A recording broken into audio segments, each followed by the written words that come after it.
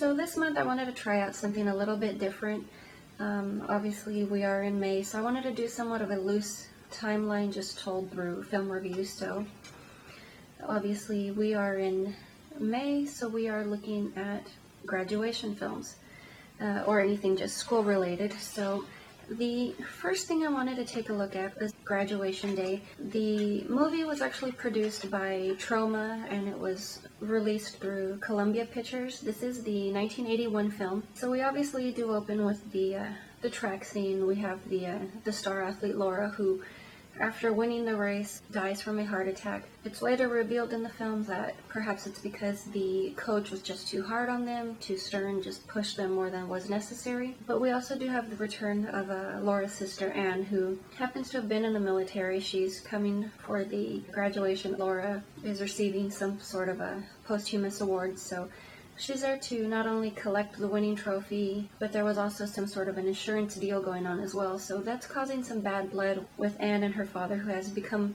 somewhat of a drunk due to these events. A third character which comes into play is Laura's boyfriend. He's obviously very shaken up by her death. He still hasn't gotten over it. Upon Anne's arrival, there really are just a great deal of murders going on. Slowly, members of the track team are being killed off. We do have some suspicions of who it might be, but they're doesn't seem like the film's really trying to steer us too much. It's just a bit odd at times because the murder tends to have a man shape, but every time going through a photo album or picture book, all the people who've been killed off are actually X'd off with pink lipstick. So it definitely does leave you sort of curious and wondering what in the world is going on. The film does have some, I would say, decent acting. It's not bad, it's not spectacular, but it's pretty good.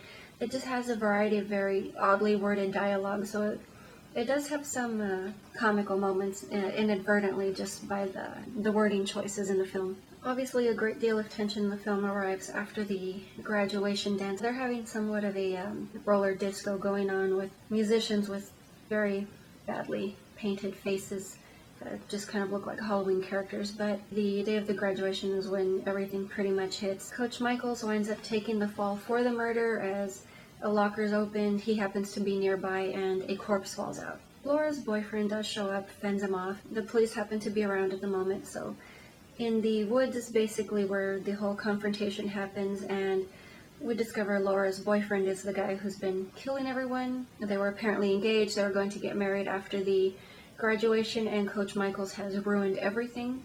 So he seems to be wanting to kill the coach. The officers show up in time. They kill the coach. The killer gets away. And later on, heading out to pick up the trophy and diploma, discovers that the boyfriend picked it up.